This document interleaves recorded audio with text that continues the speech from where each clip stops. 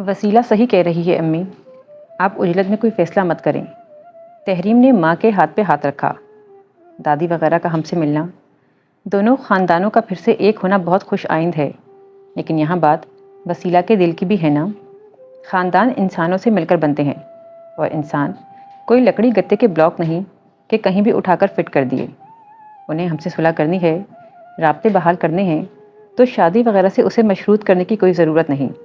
آپ منصب اور ارحم کے رشتوں پر بنا ذہن پر کوئی دباؤ محسوس کیے سوچ بچار کریں۔ ہمیں وسیلہ کے لیے جو لڑکا مناسب لگا ہم اسے ترجیح دیں گے، اور وسیلہ کی مرضی کو بھی اہمیت دیں گے۔ مومن کہتے ہیں کہ وسیلہ کی اب تک کی زندگی ہمارے سامنے ہے۔ ہماری بچیاں پڑھنے کے لیے باہر بھی نکلتی رہی ہیں اور ہزار طرح کے لوگوں سے ملنا جلنا بھی رہا ہے، لیکن کبھی ان کے کردار میں کسی قسم کا جھول یا کبھی کوئی اونچ نیچ نہ دیکھی نہ سنی۔ ایسے میں وسیلہ کا منصب کے لیے پسندیدگی ظاہر کرنا غلط نظر سے نہ دیکھا جائے۔ ضرور منصب میں ایسی کوالٹی ہوگی جس کی بنا پر وسیلہ ہمیں سوچنے کا کہہ رہی ہے۔ اچھا بابا ٹھیک ہے۔ رضوانہ نے تحریم کی اتنی لمبی تقریر کے جواب میں ایک گہرا سانس لیا۔ منصب سے کہہ دو کہ اپنے گھر والوں کو لے آئے، میں شہناز بھابی سے بھی سوچنے کا وقت مانگ لیتی ہوں۔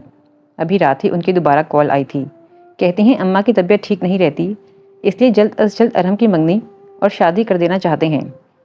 ایک تو ان کا جلدی ڈالنا بھی مجھے بالکل ٹھیک نہیں لگ رہا۔ بندہ اگلے کو سنبھلنے کا موقع تو دیتا ہے۔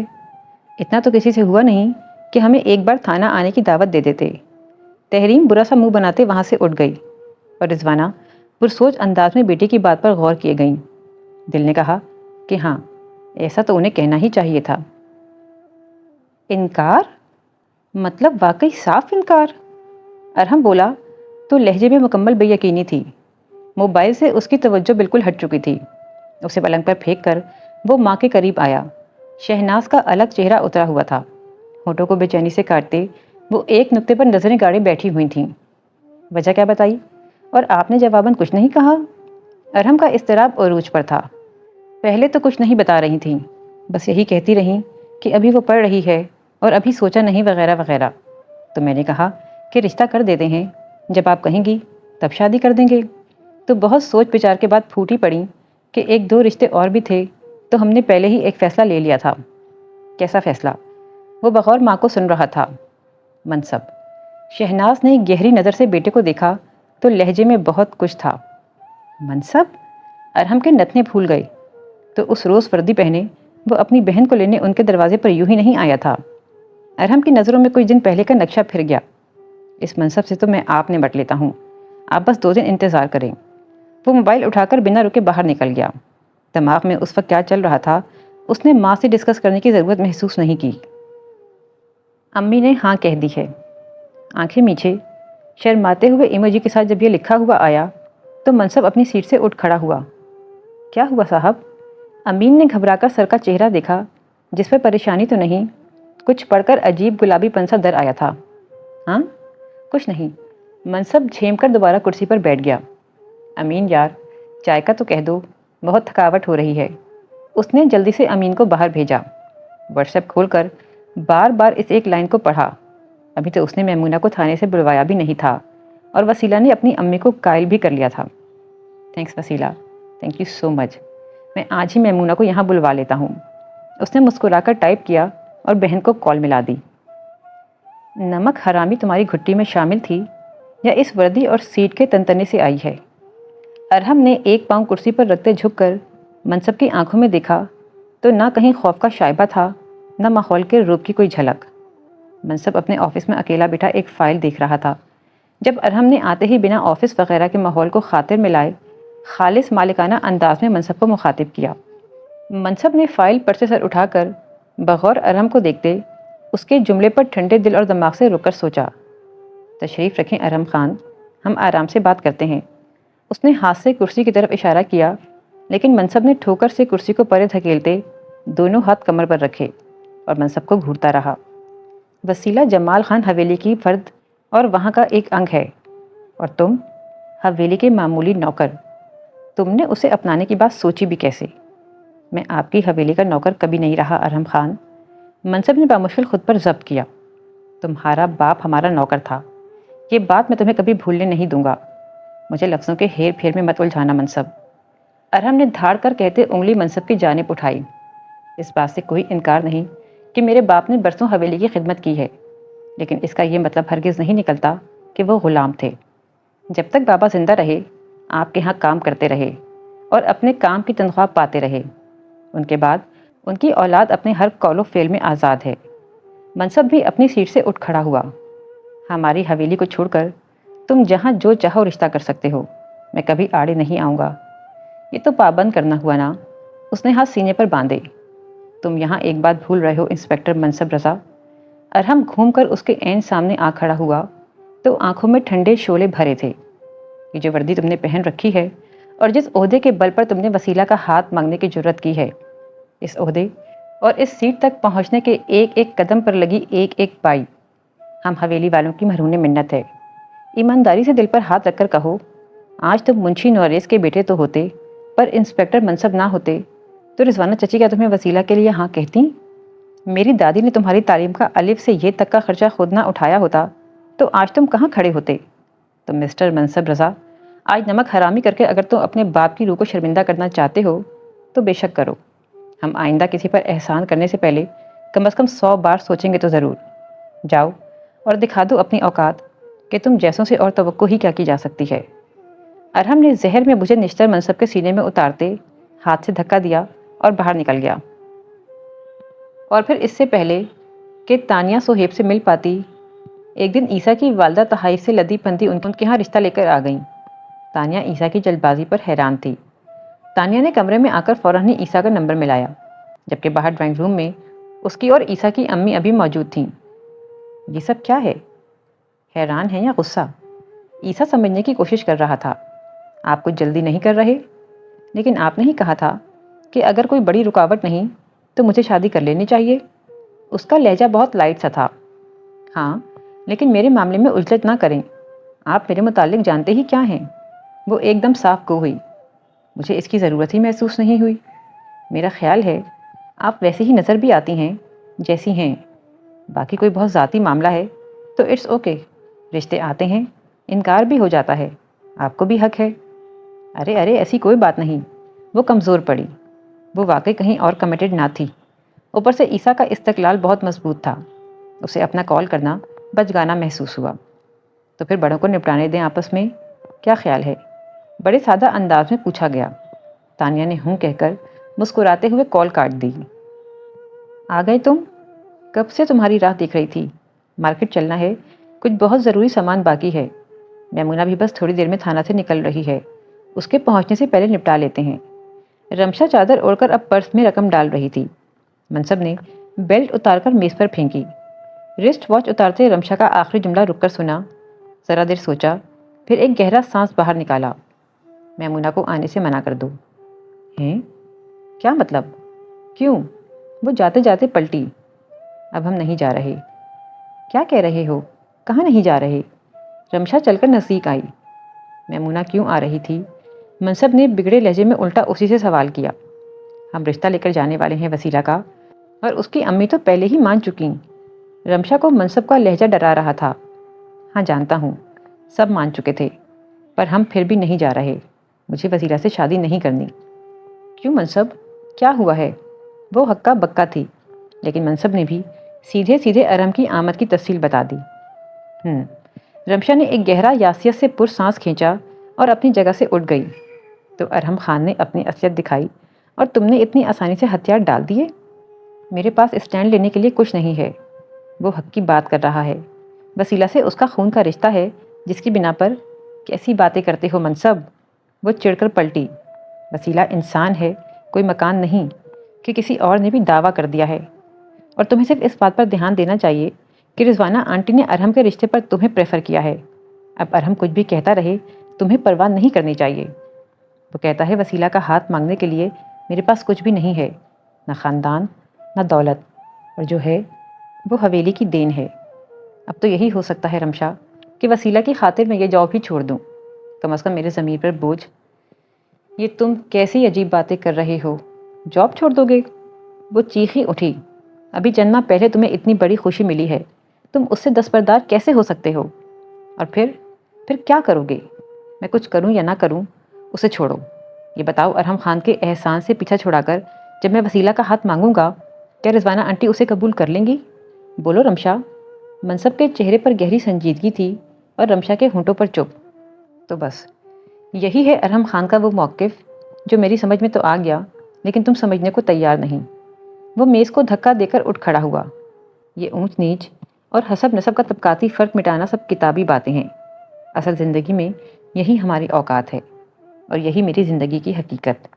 میں حویلی والوں کا مقروض ہوں اور مجھے اس احسان کی قیمت اگر وسیلہ سے دستبردار ہو کر چکانی ہے تو سمجھو وہ میرے نصیب میں لکھ دی گئی تھی۔ ورنہ خود سوچو 24 برسوں سے یہ لوگ ایک دوسرے سے دور تھے تو عین اچانک ایسے موقع پر کیوں آن ملے؟ سب میرے نصیب کی سیاہ بختی ہے۔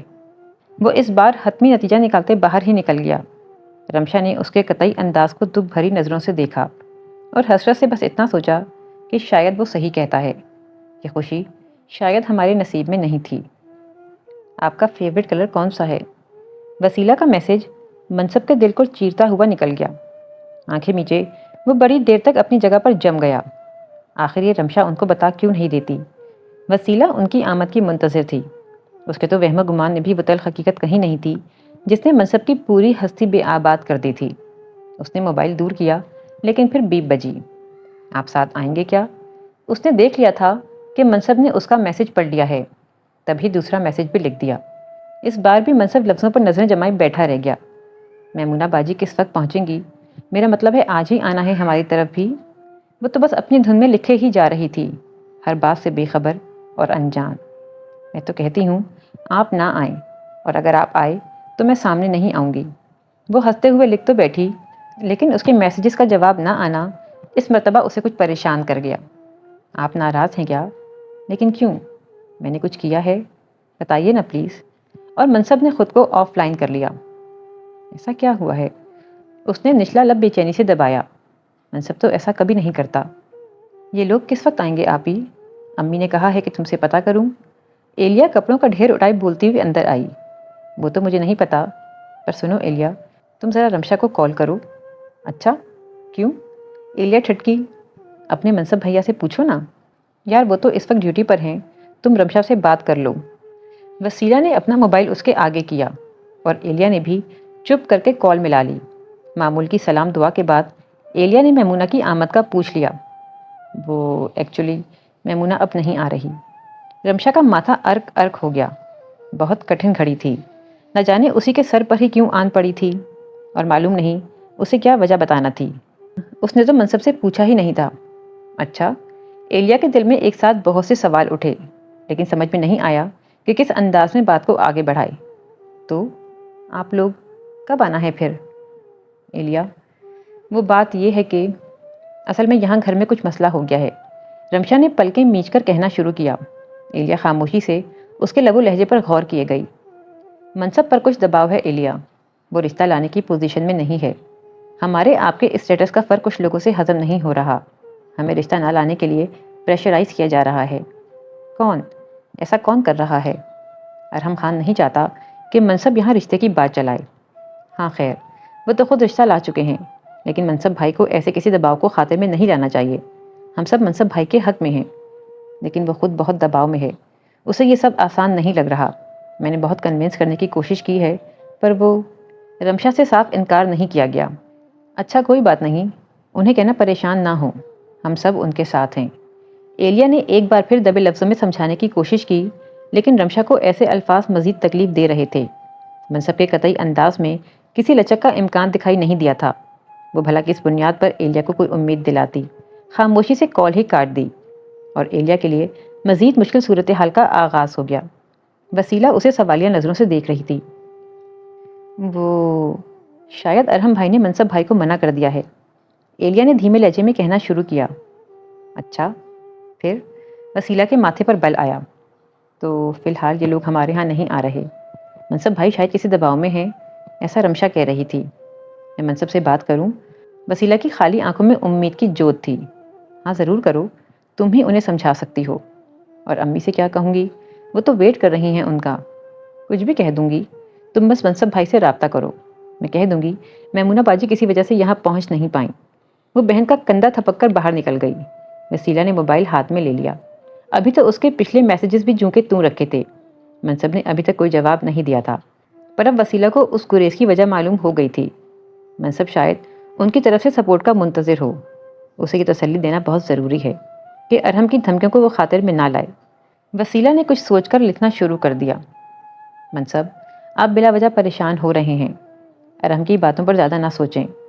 رشتے وغیرہ کے معاملات تو ایسے ہی نازک ہوتے ہیں، کئی رکاوٹیں آتی ہیں، کئی لوگ مخالف بن جاتے ہیں، پھر آہستہ آہستہ سب ٹھیک ہو جاتا ہے۔ آپ خود پر کوئی بوجھ محسوس نہ کریں، فیصلہ تو ہم نے ہی کرنا ہے، ارحم ہمیں مجبور نہیں کر سکتا۔ آپ میمونہ باجی کو آنے دیں، سب ٹھیک ہو جائے گا انشاءاللہ۔ اس نے اپنے لکھے کو ایک بار پڑھ کر منصب کو بھیج دیا۔ اسے یقین تھا منصب کے لیے قدم آگے بڑھانا اب آسان ہو جائے گا۔ کسی انسان کی زندگی صاف اور سیدھی شاہراہ جیسی نہیں ہوتی، اونچ نیچ، دھکے ٹھوکر لگتے ہی ہیں۔ کامیابی کی امید جلتا بجھتا دیا ہے، مقدر ہمیں کامیابی اور ناکامی دونوں سے دوچار کر سکتا ہے نام۔ آپ کو ایک ایسی لڑکی سے محبت ہوئی جو پہلے ہی کہیں اور انگیج تھی، نہ صرف سماجی لحاظ سے بلکہ دلی طور پر بھی اس رشتے سے جڑی تھی۔ اب یہ آپ کا نصیب تھا صہیب، تو بتائیے کیا پریشے کو حاصل کر لینا خود پریشے کے ساتھ جبر اور زیادتی نہیں؟ وہ آپ کی ہو کر بھی نہ ہو پائی تو تب آپ کے ہاتھ کیا آئے گا؟ آپ خوش رہ سکیں گے؟ آپ دوسروں کے لیے نہ صحیح، کم از کم اپنے لیے تو اپنا ویژن وسیع کرنے کی کوشش کریں۔ خود کو چند سال آگے کی دنیا میں تصور کریں۔ جب فرض کریں پریشے آپ کی وائف ہے جسے آپ نے کسی اور سے چھین کر حاصل کر لیا، تب کیا پریشے اس بنیاد پر خوش ہوگی کہ صہیب نے اس کے دل کی دنیا برباد کر کے اسے فتح کیا تھا، اور اسے صہیب سے محبت کرنی چاہیے؟ محبت اختیاری چیز نہیں ہوتی۔ معافی چاہتی ہوں صہیب، لیکن ضد اپنے ساتھ ساتھ دوسروں کو بھی اذیت میں ڈالنے کا دوسرا نام ہے۔ کیا آپ رک کر ٹھہر کر کچھ وقت اپنے آپ کو سوچنے کے لیے دیں گے؟ عیسیٰ نے بھائی کو اس کے گھر بھیجا تھا۔ ان دونوں کا رشتہ بڑوں کی رضامندی سے طے پا گیا تھا۔ چند دن بعد منگنی کی رسم پر غور کیا جا رہا تھا۔ صہیب سے عیسیٰ نے صاف کہہ دیا تھا کہ وہ اس کے مسئلے کے سلسلے میں تانیہ سے ملا اور وہ اسے اچھی لگ گئی تھی۔ صہیب جب تانیہ سے ملنے آیا تو اسے معلوم تھا کہ دونوں کے بیچ اس کا معاملہ بھی زیر بحث آئے گا۔ تانیہ نے چائے کے دوران خود ہی ذکر چھیڑا۔ پہلے صہیب کو سنا، لیکن اس کی کہانی وہی تھی جو عیسیٰ پہلے ہی سنا چکا تھا۔ صہیب کے خیالات میں کچھ بھی نیا نہیں تھا، بس ایک ضد تھی جو جنون بن کر سر میں سما چکی تھی۔ آپ صحیح کہہ رہی ہیں، میں خود کو سوچنے کا وقت نہیں دیتا، لیکن اس کی وجہ صرف اتنی ہے کہ مجھے پتا ہے حقیقت پسندی سے سوچنا مجھے درد دے گا، اور خود کو درد کون دینا چاہتا ہے؟ وہ اپنی انگلیاں مسل رہا تھا۔ خود کو دھوکہ دینا بھی تو درد دینے سے کم نہیں۔ دھوکہ سوائے فریب کے اور کچھ نہیں۔ بجائے اس کے کرنا یہ چاہیے کہ جب ہماری ایک خواہش پوری نہ ہو تو ہمیں خود کو اس خواہش کے دائرے سے نکال لینا چاہیے۔ تھوڑا مشکل ضرور ہے ڈیئر، لیکن ناممکن بالکل بھی نہیں۔ میں کوشش کروں گا۔ صہیب نے الفاظ کا چناؤ بڑی مشکل سے کیا۔ تانیہ کو اسی سے اندازہ ہو گیا کہ اس کے لیے کسی اثر سے نکلنا کتنا کٹھن ہے۔ دادی اور تائی شہناز آئی ہیں۔ ایلیا نے عجیب گھبرائے لہجے میں جب اطلاع دی تو وسیلہ کی بے ساختہ نظر اپنے موبائل کی طرف گئی۔ آج 3 دن ہو گئے تھے اسے منصب کو میسج لکھے، لیکن اس نے دیکھ کر بھی جواب نہیں لکھا تھا۔ وہ اگر منصب کے رویے پر حیران اور غصہ تھی تو ایسے کسی لمحے کی آمد سے خوفزدہ بھی بہت تھی۔ ادھر رمشا وغیرہ کی اتنے دن کی خاموشی سے امی نے بھی کچھ اخذ کر لیا تھا کہ بات کوئی عام اور معمولی نہیں، اوپر سے آج اتنی جلدی تائی اور دادی کی آمد۔ تو اب وسیلہ نے گھبرا کر ایلیا کا ہاتھ پکڑ لیا۔ حوصلے سے سنو گی آپی؟ ایلیا نے اس کا ہاتھ زیادہ مضبوطی سے اپنے ہاتھ میں جکڑ لیا۔ کیا؟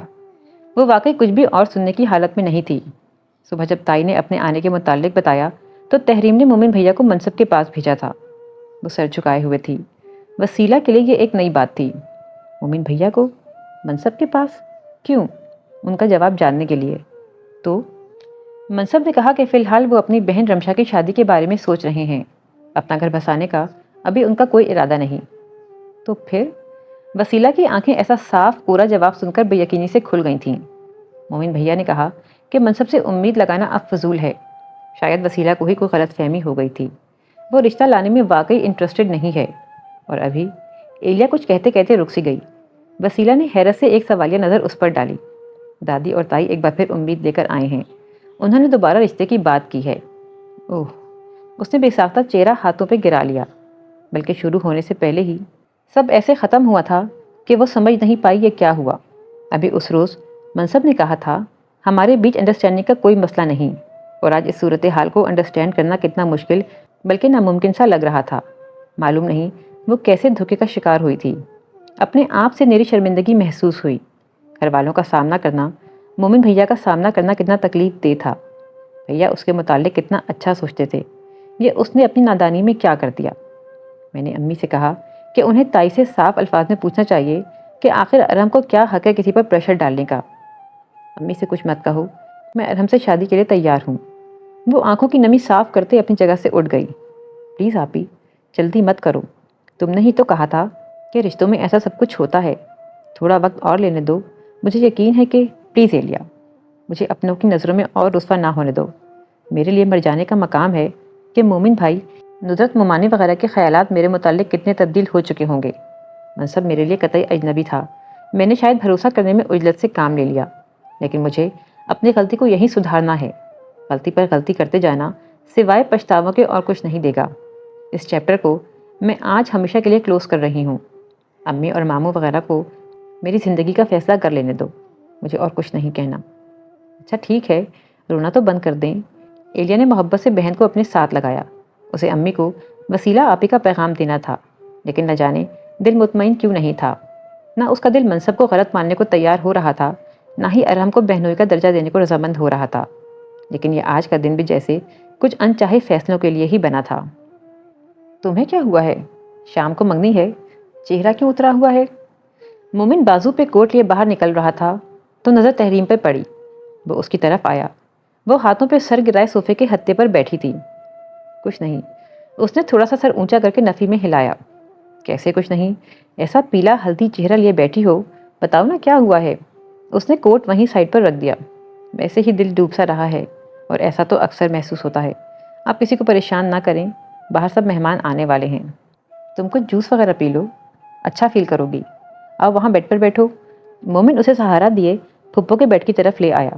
وہ سب کچھ دیر پہلے یہاں پھپھو کے گھر آ گئے تھے، فنکشن گھر میں ہی تھا، مہمان بھی کم تھے۔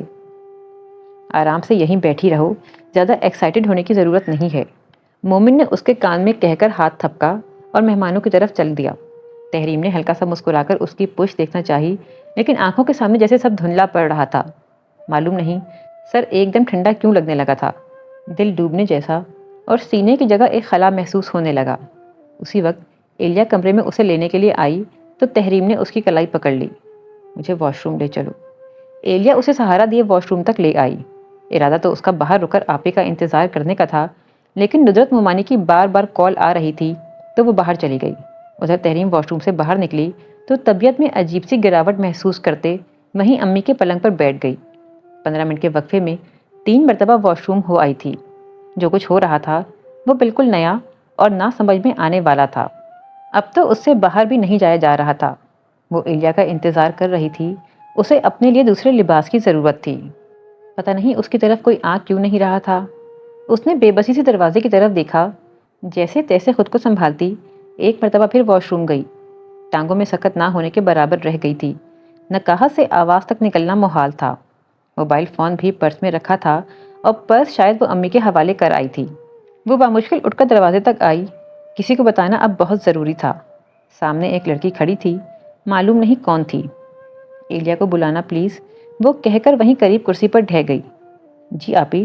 ارے کیا ہوا؟ ایلیا عام انداز میں اندر داخل ہوئی، لیکن تحریب کی حالت دیکھ کر حواس باختہ سی آگے بڑھی۔ آپی کا جسم معمول سے کچھ زیادہ ٹھنڈا محسوس ہوا۔ وہ بنا رکے فوراً باہر بھاگی۔ مومن بھیا اور ندرت ممانی سامنے نظر آئے تو کھینچ کر انہیں اندر لے آئی۔ حالانکہ باہر سب مہمان اب اسٹیج پر پہنچ چکے تھے۔ ارحم نے انگوٹھی اپنے ہاتھ میں لے لی تھی۔ ایلیا اس وقت خود بھی تحریم کو بلانے آ رہی تھی۔ اسے آپی کی ایسی طبیعت کا بالکل بھی اندازہ نہیں تھا۔ ندرت نے جب تحریم کی زبانی سب صورتحال سنی تو بری طرح پریشان ہو گئی۔ مومن جلدی سے گاڑی نکالو، دیر نہیں کر سکتے۔ ایلیا امی کو بلاؤ۔ ندرت کا چہرہ فکر بندی سے فک ہو گیا تھا۔ ایلیا فوراً باہر بھاگی۔ امی وسیلہ کے پاس کھڑی تھیں۔ ارحم انگوٹھی پہنانے ہی والا تھا۔ اس نے امی کے کان میں پوری بات بتائی۔ ارے ایک منٹ، رضوانہ نے گھبرا کر بے ساختہ ارحم کو ٹوکا تو شہناز اور ارحم بری طرح چونکے۔ خیریت؟ کیا ہوا؟ شہناز کو کچھ اور ہی قسم کی سوچوں نے آ گھیرا۔ رضوانہ کا عین وقت پر روکنا، اسے تو ہول ہی اٹھنے لگے۔ وہ تحریم کی طبیعت ٹھیک نہیں ہے، اسے ہاسپٹل لے کر جانا ہے، شاید ڈیلیوری کا ٹائم۔ اوہ! ارے! شہناز بری طرح کھسیا کر ہنس دی۔ ارحم نے بھی گہرا سانس لیا۔ اچھا، کوئی بات نہیں، اس کو تو لے ہی چلتے ہیں۔ انگوٹھی پہنانے میں کتنا ٹائم لگنا ہے؟ ارحم، انگوٹھی پہناؤ، شاباش جلدی۔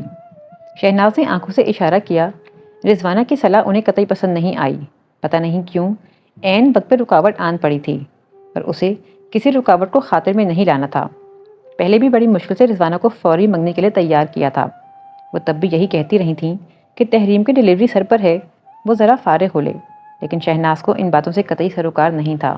انہیں تو منگنی کے بجائے شادی ہی کرنی تھی، لیکن رضوانہ اس کے لیے بالکل راضی نہیں تھیں، اور اب جب کہ انہوں نے منگنی پر اکتفا کر ہی لیا تھا تو اس سے پیچھے ہٹنا تو کسی طور منظور نہیں تھا۔ وسیلہ نے ماں کی بات سن کر ہاتھ پیچھے ہٹایا، جبکہ ارحم نے اپنی ماں کی بات سن کر جھپٹ کر وسیلہ کا ہاتھ پکڑ لیا۔ رضوانہ منتشر دماغ لیے بنا شہناز کی باتوں پر توجہ دیے وہاں سے ہٹ گئیں۔ انہیں تحریم کی طبیعت کا سن کر اور کوئی بات اہم ہی نہیں لگی۔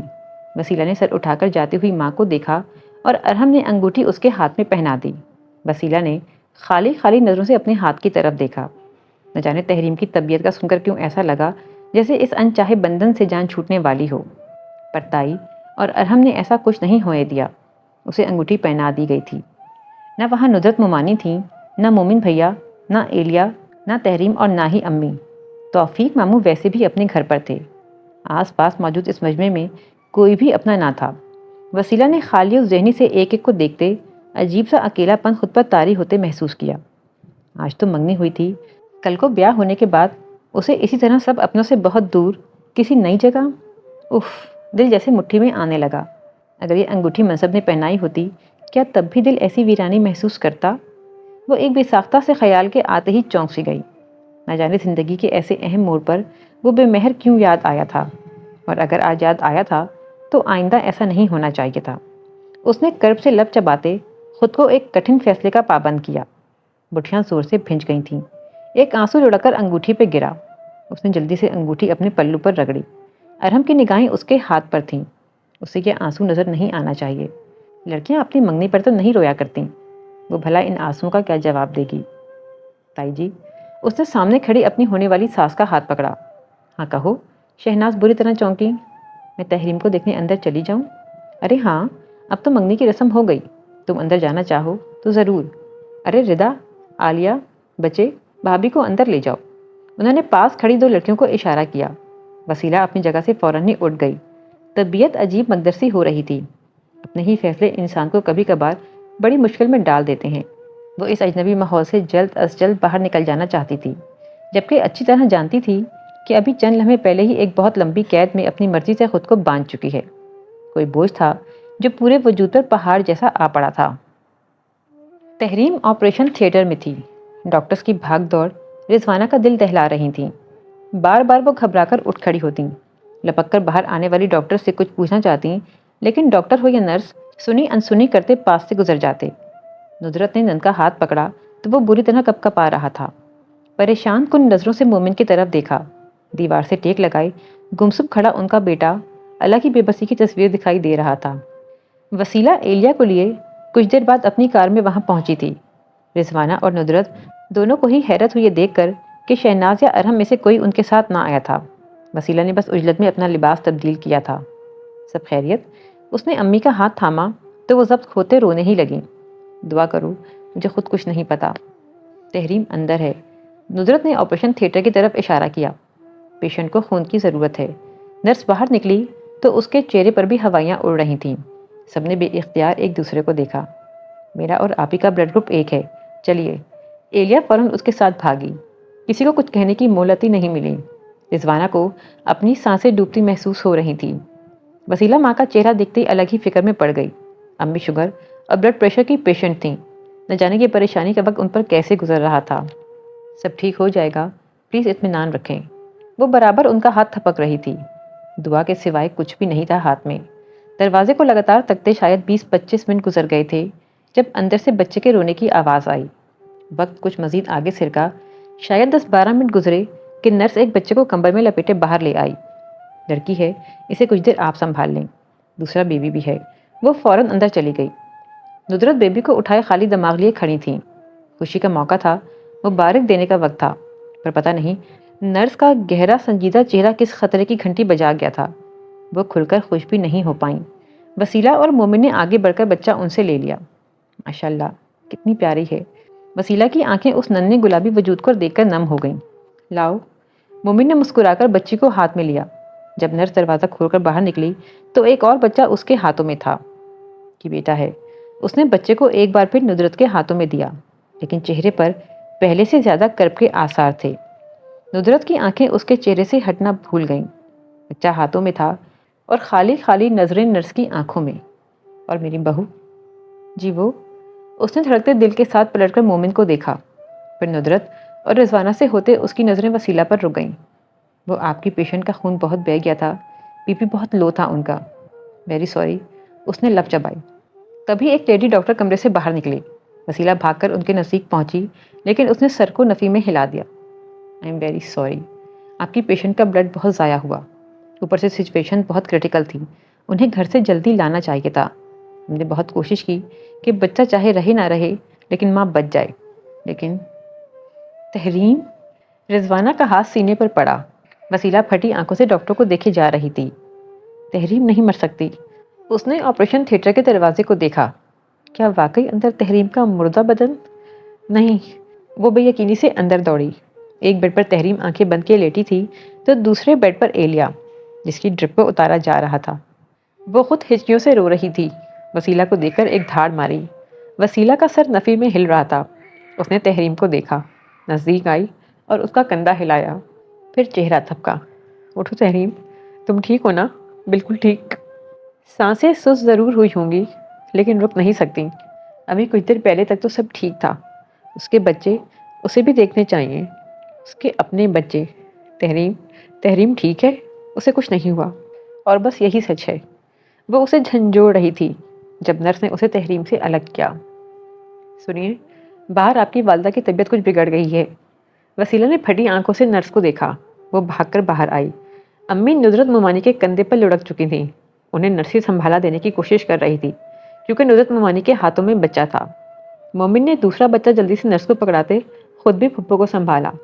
نرس بچے کو لے کر ایک سائڈ پر ہو گئی۔ مومن اور وہ رضوانہ کو سہارا دے کر سامنے کے وارڈ میں رکھے بیڈ پر لے آئے۔ ایک دوسری نرس بھی وہاں آن پہنچی۔ ایلیا بھی آ گئی تو دونوں بچوں کو ان کے حوالے کر کے وہ امی کو ہوش میں لانے کی کوششیں کرنے لگے۔ ندرت ممانی اس دوران ایک ڈاکٹر کو بلا لائی تھیں، اب وہی رضوانہ کا چیک اپ کر رہی تھی۔ وسیلہ پیچھے ہٹتے دیوار سے لگ گئی۔ وسیلہ، مومن بھیا نے اسے جھنجھوڑا تو وہ منہ کھولے انہیں دیکھے گئی۔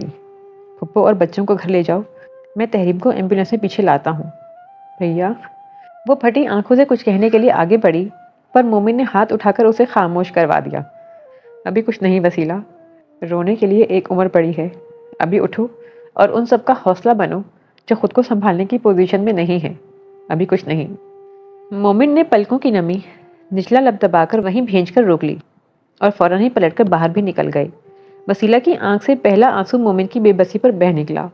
وہ اس وقت واقعی بالکل اکیلے تھے۔ بیمار باپ گھر پر تھا اور تیسرا کوئی مرد کہیں نہیں تھا جسے وہ مدد کے لیے بلا لیتے۔ وسیلہ کو سوچ کر شدت کا افسوس ہوا کہ ابھی ابھی اسے ایک نئے رشتے میں باندھنے والا اس وقت یہیں ہونا چاہیے تھا، لیکن نہ جانے وہ ان کے گھر پر بیٹھے کیا کر رہے تھے۔ وہ ہر بات چھٹک کر مومن بھیا کا حوصلہ بننے کے لیے اپنی جگہ سے اٹھی۔ کوریڈور میں ندرت ممانی بھیگی آنکھیں لیے ایک بچے کو سنبھالے بیٹھی تھیں۔ ایلیا نیچے فرش پر بیٹھی دھاڑے مار کے رو رہی تھی۔ ایلیا، اٹھو، ہوش کرو، گھر چلنا ہے، رو لینا ساری زندگی۔ اس نے تقریباً چیخ کر اسے جھنجھوڑا۔ اٹھو، ممانی اور بچوں کو گھر لے کر جانا ہے، چلو۔ اس نے ایک نظر کمرے میں دیکھا۔ اس کی امی کے پاس ڈاکٹر کھڑی تھی۔ ان کی شوگر کی رپورٹ ٹھیک ہے لیکن بلڈ پریشر ذرا زیادہ ہے، بے ہوشی صدمے کی وجہ سے تھی، اب انہیں گھر لے جائیے۔ اور بچے؟ وسیلہ نے اپنی آنکھیں رگڑی اور کپکپاتی آواز پر قابو پایا۔ اب اسے ہوش میں رہ کر بھیا کی مدد کرنی تھی۔ بچے دونوں بالکل نارمل اور تندرست تھے، آپ انہیں گھر لے جا سکتے ہیں۔ اور آپ ہی، مطلب بچوں کی ماں، ان کی ڈیڈ باڈی؟ وسیلہ کا گلا رون گیا۔ ڈاکٹر نے وسیلہ کے کندھے کو تھپکا۔ حوصلہ کریں، اللہ کی یہی مرضی تھی، میں ان کی رپورٹ بنوا دیتی ہوں، انہیں کچھ دیر میں لے جایا جا سکے گا۔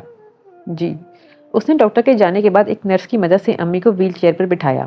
امی اب ہوش میں تھیں لیکن ایک دم چپ تھیں۔ وسیلہ نے بھی ان سے کوئی بات نہیں کی۔ باہر لا کر انہیں اپنی گاڑی میں بٹھا دیا۔ نصرت ممانی اور ایلیا بچوں کو لیے باہر آئیں۔ مامی آپ پچھلی سیٹ پر دونوں بچوں کو سنبھال لیں گی؟ وسیلہ نے ممانی کی طرف دیکھا۔ امی کو اس نے اپنے ساتھ والی سیٹ پر بٹھا دیا تھا۔ میں چاہتی ہوں ایلیا یہاں مومن بھیا کے ساتھ رہے، کہ دونوں پیچھے ایمبولینس میں آئیں گے۔ ہاں میں سنبھال لوں گی۔ ایلیا تم مومن کے پاس رہو۔ نصرت نے فوراً تائید کی۔ آپ سب گھر جائیں، مومن بھائی کے ساتھ میں ہوں۔ جانی پہچانی مردانہ آواز بہت قریب سے سنائی دی تو وسیلہ نے چونک کر سر اٹھایا۔ وردی میں ملبوس وہ منصب تھا جو نہ جانے کیسے وہ حیرت سے ایک نظر ہی دیکھ پائی۔ نہ جانے کتنا کچھ دماغ سے لہروں جیسا ٹکرایا اور اس نے نظر ہٹا لی۔ منصب نے ایلیا کو رکنے سے منع کر دیا۔ وسیلہ نے بھی مزید کچھ نہیں کہا۔ مومن بھیا کی مدد کے لیے ایک مرد میسر آ گیا تھا اور فی الحال یہی کافی تھا۔ وسیلہ نے گاڑی آگے بڑھا دی۔